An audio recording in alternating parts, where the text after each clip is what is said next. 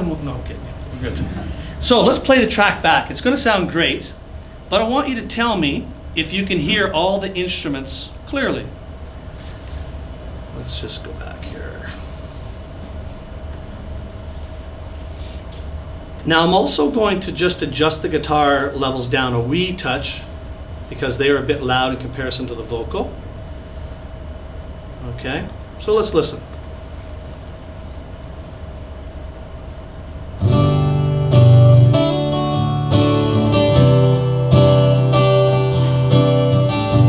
Now you know it's two guitars. Does it sound like two guitars? A little bit, eh? No, maybe not enough. Mama, take this back from me. I can hear the voice pretty clearly though, right? I can't use it anymore. A long dark cloud is coming down. Feels like I'm knocking on heaven's door. And I'm not knocking on heaven's door. Okay, hear everything distinctly? Oh yeah. Oh, it's okay, eh? Let's try this. Let's listen. All right. I'm going to do what I talked about earlier. I'm going to put the acoustic guitars on the opposite sides of the stage. You ready?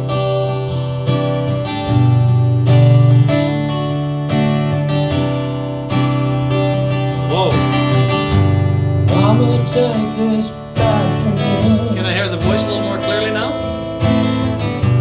I can't use it anymore. Can I hear two separate guitars? A long dark cloud is coming down. I'm going to move his harmony vocal 30% to the right. Feels like Ready? I'm knocking on heaven's door. And I'm not knocking on heaven's door. And I'm not knocking on heaven's door. What do you think of that? Awesome. So what I get from people all the time is, you know what happens to me, Ray, when I record and why it makes me so mad? Is every time I add another track, it just sounds more muddled to me. Like I'm just getting too much business out of it. Well, the reason is because that person's leaving all those tracks right in the center. So, does anybody remember what the three properties of mixing were? Yeah. One of them was EP, panning, and I forget the other one. Or EQ, not EP. panning, and volume. So let's say I want to take his harmony and make it more distinct. What could I do? I could split them apart, right? Pan them to its own space in the sound field. I could turn it up, right? Or I could even make it so that, and you did it all on your own, the EQ portion meant that the frequencies that you were singing at were distinctly above the frequencies you were saying your leads at, right? So just that, the fact that those frequencies were in the 400 to 500 hertz range, and then your main vocal was in the 300 hertz range, they were very distinctively heard because they were different frequencies. So anybody in this room know what A440 is? Sorry? Concert pitch, right? But it's also the note on a piano on the second fret, or second octave. If you hit the A, it's 440 hertz. Did you know that? So his voice, the lead voice, I'm going to take a stab at it, was probably in the 250 hertz to 320 hertz. And then his harmony was a higher pitch, probably in the 450 to 550 hertz. So those distinct notes can be heard separately just because of their EQ or their frequency. Okay? So if I want to distinctly hear sounds, I need to move them around in my sound field. I need to move them left or right. I need to bring their volume up or down, or I need to move them by EQ. What would happen if I took his high frequency and I used some kind of effects box to knock it up an octave? Sound a bit Britney Spears-ish maybe, I don't know, but but it would be distinctly heard, wouldn't it? Separate from the main vocal. If I leave those two acoustic guitars in the center, what's wrong? Same frequency. They're the same frequency, right? And they're the same volume too. And they're the same pan. So suddenly, what happens when I have two sources Very similar but not deadly alike, but two very similar sources in the exact same sound position. What happens? Anybody know? Muddled, yeah. What else? Cancellation. If they're exactly the same, they cancel. But if they're not, if they're similar, they up the volume. So if I take that one guitar and I just mute it, it won't sound quite as loud. But the fact that they're the same frequency, the fact that they're both sitting in the same pan position, and the fact that they're both same volume, collectively they just got louder. You can't hear the difference between the two. Yes? Where would you put a bass player? Oh, great question. I got many answers for that too. Having said that, I'm going to move on to something else in a minute here. Any questions about what we did here? So a lot of that, in a nutshell, you're trying to say, refer to what you're doing with all the inputs in the box. Basically, you want to have all that separation of pad in one recording. That's the secret to mixing. So back when we would have used the MG614, once we recorded those tracks, we would have panned them around to get their placement in the mix. And then that mix output, this portion that you see right here, that would have been my master output, or the sum of all my mixing.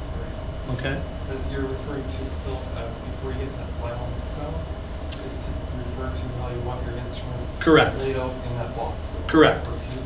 See, before 1962, when stereo really started to come to fruition, the Beatles had they had multiple tracks, but they only had one source placement for it, right? And that was out of dedicated single speaker.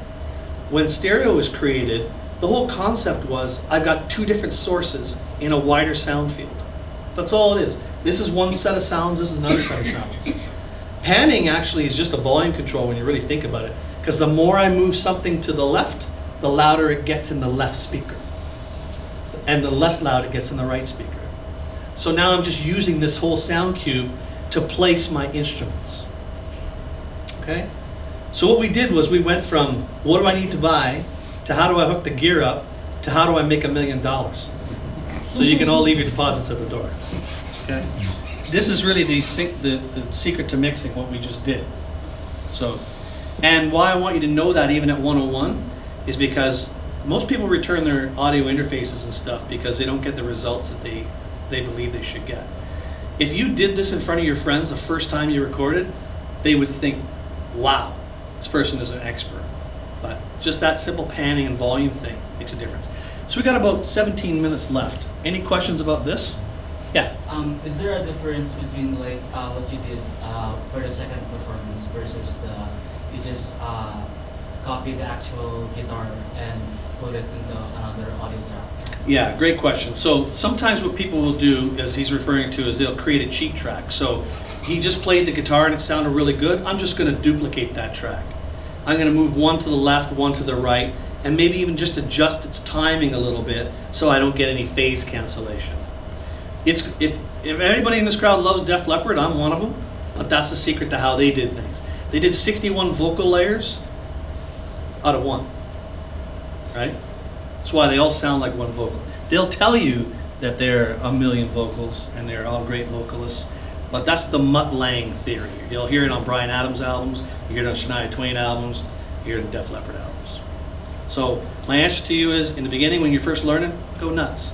But if you really want to sound amazing, do a second track. It sounded pretty good when he played two guitars, didn't it?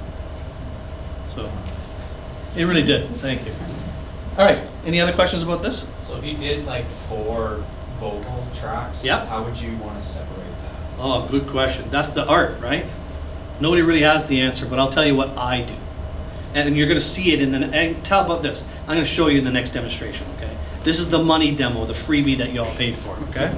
I'm dying to get past this one. Any more questions on this one? Yeah. You just done the 2 microphones and thinking that's going to be lucky, For what? Say his guitar? right? Yeah, for the vocals. Oh, we actually, great question. You could have actually taken 2 mics and just put it on the guitar, and it would have picked up 2 different sources. I mean, moving a mic 1 inch to the left or right sounds different. In fact, that's how I do my recordings, where I plug in the pickup, and I put 2 mics on the guitar, one at the 12th fret, one at the sound hole, and record 3 sources at one time. I do that personally. And the answer to that then is what I do is I pan the two mics to the left and right, and then I take the main guitar plug, and that I move around in the sound field. So yes, that's a miking technique you might use. Yeah. People who don't know, when you record a drum kit with a 5-piece kit, how would you handle all that stuff? Aha. I'm going to show you instead. Sounds good. Cool.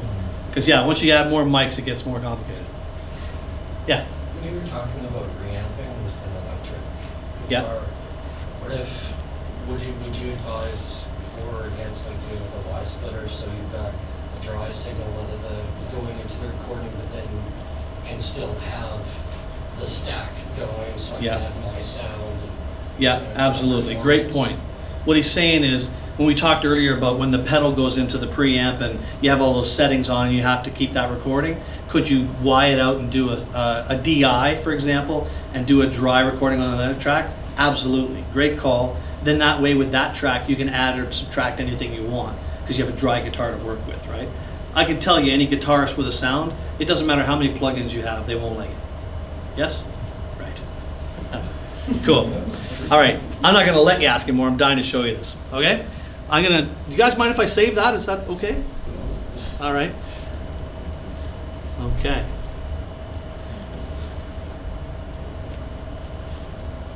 Knocking on Heaven's Door, number 12. Yes, that's right.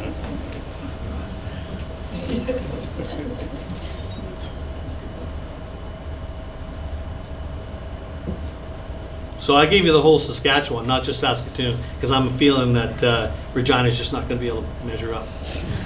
So I was told on my way in here. Cool. I'm going to get rid of this. And as far as this is concerned, that's done too. This is the extras now. And also, this is the part where if I run into trouble, this is where it happens. I just plugged in a license because you have to have a separate license for Cubase. I'm going to use that to be able to do this demonstration, only because it was recorded in Cubase. I could use any DAW.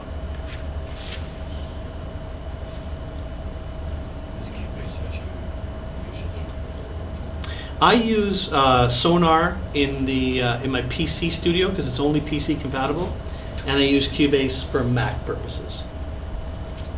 So this is a recording that I did about 1.5 years ago with a fella named David Aspute. He's a funk player. So some of the instruments that are pretty prevalent in funk are a conga, Rhodes piano, not conga but bongo, sorry, Rhodes piano, funk guitar, maybe if you want to throw some saxes and so on. What I want to do is I want to show you those principles. It's going to be hard for you guys on the far outside because you're going to think everything sounds like it's coming out of the right speaker. And you guys over here are going to think everything's coming out of the left speaker. But if anybody wants to move into the center, you may hear the difference. So I'm going to start off with a timpani sound that came as shareware off the internet. I just borrowed this timpani sound. So let's listen.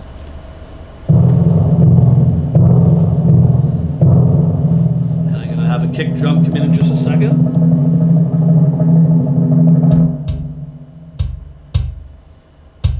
Can you tell me where that kick sound's coming from? Left, right, center? You're going to think it sounds on the right. And you think it sounds on the left. It's actually coming right out of the center. But it might sound a bit more distinctive in a second. Here's how I can tell. You see this little C here? Let's put the snare on. Side snare. Where do you think that's coming from? It's actually coming 28% to the right. I'll move it all the way to the right. Let's listen.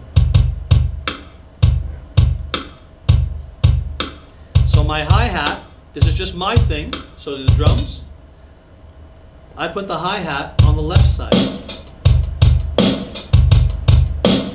52% to the left, in fact. Can you hear every instrument clearly? The kick, snare, and the hi-hat? The toms will come in when they come in, the cymbals, same deal. I'm going to put these bongos on and really mess up your life. Where are they coming from? Up high, maybe, huh? Sorry? You hit it. It's stereo. So you see this track right here, how it has two little lines in it? So here's what I did. Stereo tracks have two sources. So there's one all the way over here, and one all the way over here. What I did was I brought them in a little bit. In fact, to 88%. I'll tell you why later. So I wanted to cover the whole sound stage with bongo, but I needed to leave some room on the outside. And bongo's a key instrument in a funk track. So That's the way I chose to mix it. That doesn't make it right or wrong. Can you hear the kick? Can you hear the hi-hat? Snare? Pretty clearly? Everything clear still? Okay. Let's throw some bass guitar right up the middle. Now I'll mess you up again. Let's take these keys. Where they come from? I squished them again, a stereo source. Squish them up, and I move them right over here. I put my keyboardist on the right side of the stage, visually. And conversely, I put this guitar guy on the left side of the stage. So you'll hear a little bit in a second here.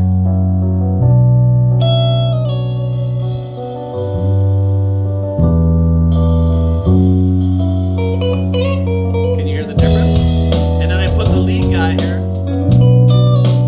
He's covering the whole stage because that's where guitars belong, right? That's what they tell you. Can you hear everything distinctly? Okay, I've got 1, 2, 3, 4, 5, 6, 7, 8, 9, 10, 11 going so far.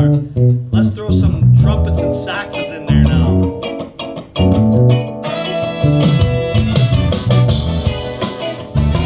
Let me strip it down for you.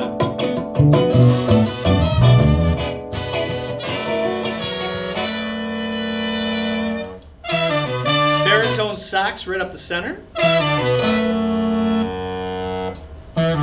You can tell it's real. How? Did you hear the that and the keys? And now let's put another tenor sax in. We'll put that one on the right hand side. We'll put an alto sax on the left. And we'll throw a trumpet in there. Put it at 28 right. Can I hear all the instruments distinctly? They still kind of sound like one, but you hear them all right?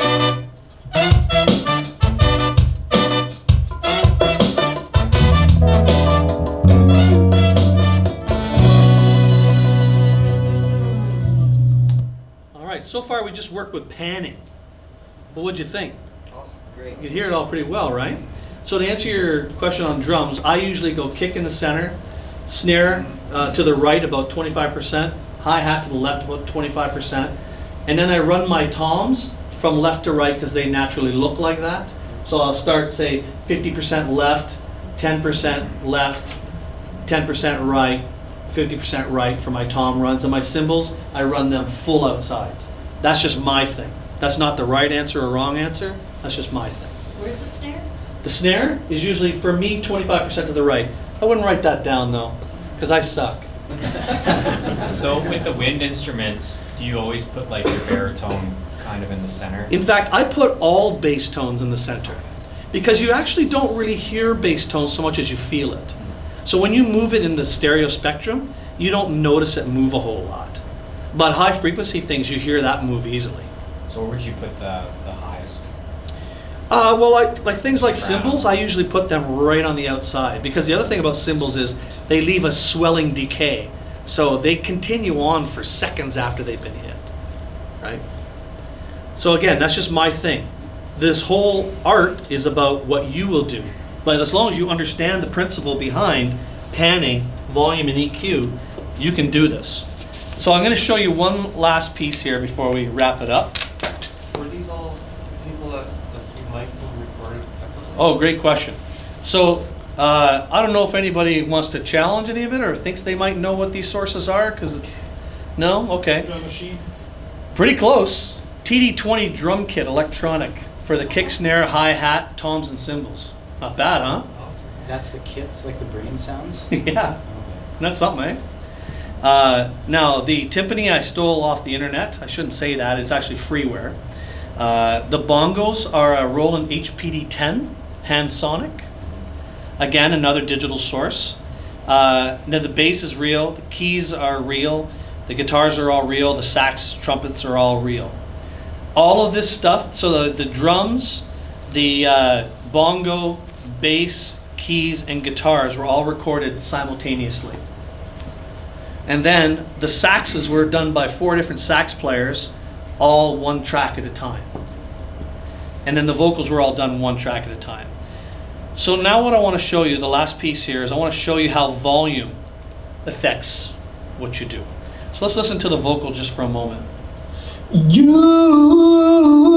make me want ya, and I got to love ya. I got to love ya. Nice and strong vocal, right? Well, in today's music, almost every vocal has a double on it. So I'm going to put the double layer, and I just move that over 33% to the right. So that was dry? Sorry? That was recorded dry? Everything on this recording is all dry. No effects have been added whatsoever. You make me want ya. Listen here. And I got to love ya. I got to love ya. With you, it's so much better. So I got to love ya. I got to love ya. Got to love ya. Got to love ya. Got to love ya. What happened when I put my finger up? Did you notice? Not that. Yeah. I think it sounded like more like just one track instead of two. Yeah, very cool, man. Very perceptive. So, but there's still 2 tracks recorded there. I can see them. You know, I see this green one here. I see this green one. Well, let's watch what happens when the mixer comes up on the screen. Just move this out of the way. So right over here is my main volume, main vocal, and right here is my backup vocal. In the computer world, we have some very amazing functions, and this is one of them. So in the line where he sings, "And I got to love you," he said, I want that line to stand out in my recording. It's an emotional line for him, right? So here's what happened. You make me want ya, and I got to love ya. I got to love ya. With you, it's so much better. So I got to love ya. I got to love ya. Got to love ya. Got to love ya. Got to love ya. So what happened? Yeah. The volume went down right back. The volume went down. You guys saw this thing moving, did you? Okay, so that's volume automation. That's step 2 of the mixing phase, right? So panning, volume, and EQ we won't touch on too much tonight, but again, if I wanted to shape things with EQ, I could do that too. Why would somebody do that? How he was singing into Is the it- microphone at the moment? Yeah, he's singing into the microphone in both cases, yeah. But why would somebody maybe just drop one line out and bring it back? Feels, because soloists always stick out, and that's why oboes and orchestras work. Yeah, exactly.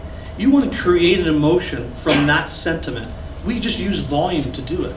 So I'm going to play back the lower harmonies that go with it, that are, remember I saved that little space at the outside? I left that space for these harmonies to come through.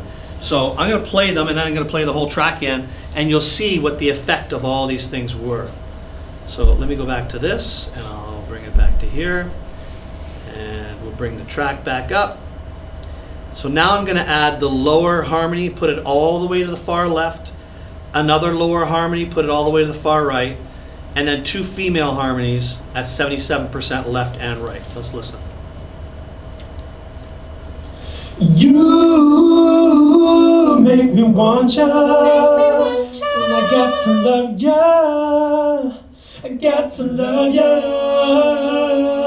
With you, it's so much better. So I got to love ya. I got to love ya. Got to love ya. Got to love ya. Got to love ya. You got that something in your body that's got me feeling good. That's got me feeling good. What'd you think? You all experts now? Cool. Any questions about what you saw tonight? The volume, when it adjusted automatically, How did I do that? Yeah. So I actually have a desktop controller, but most people won't. So I have a mixer that when I move the mixer faders, it moves it in the DAW. You can just take your mouse, put on the W for right, and then listen to it back, and then just take your mouse and move it up and down, and it remembers it all. When you go back and take it off right and put it on read, it remembers everything that you did. If you move the panning, volume, EQ, it remembers all of it. Another beauty of working in the computer world. You can also draw those curves in. You can draw those curves in, automation Spots, curves. Oh, set them for back sure, like this, yeah. for sure. Cool. What'd you think? Awesome. Good Learn a few things? You guys have been a great audience. Thank you very much. I think we're all done. If you have any other questions, after everybody's kind of filing out, you can ask your specific questions. Thanks for being so good about things tonight.